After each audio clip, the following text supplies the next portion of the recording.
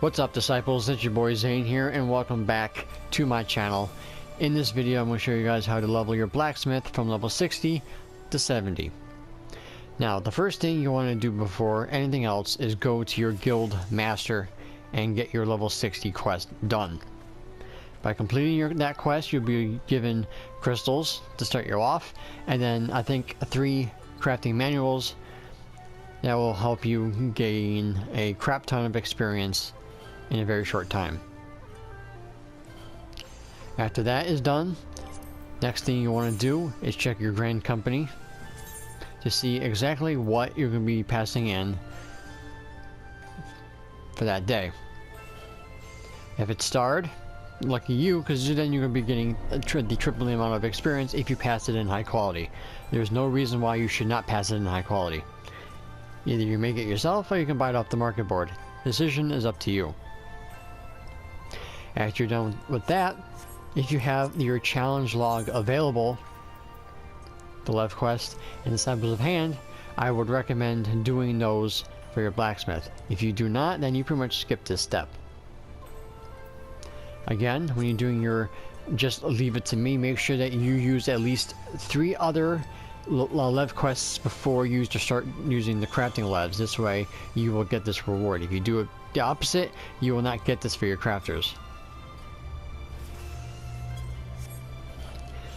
So let me show you what lev quests you're going to be doing at each level.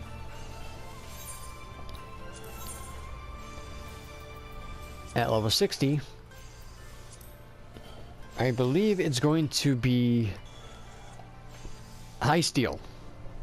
So high steel is going to be the lev quest that you're going to be doing. That is the repeatable one. Now with blacksmith, I recommend doing the lev quests that are given to you that requires nuggets and ingots, because with the rest of them you're going to need a lot of materials to make them.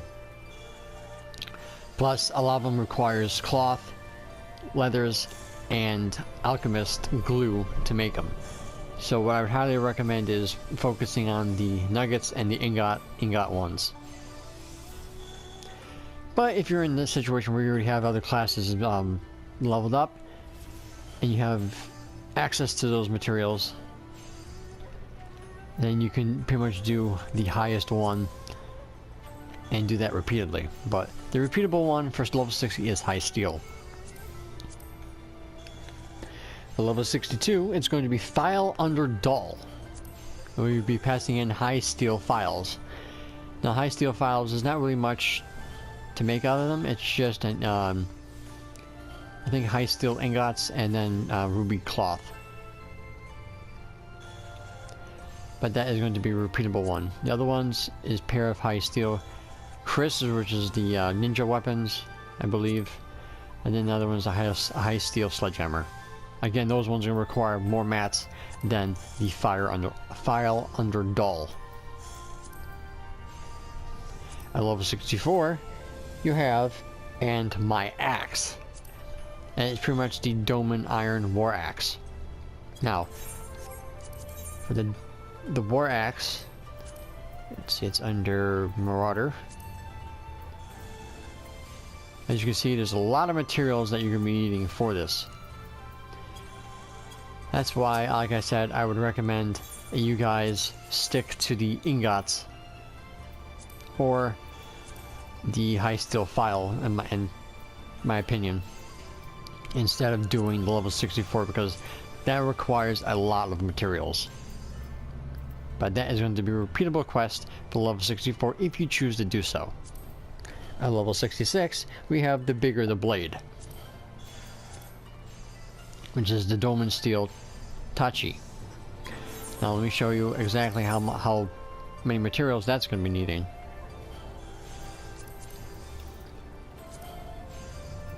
So as you can see, it requires a lot of materials from carpenter, blacksmith, goldsmith, leatherworker, and that just really is too much time wasted.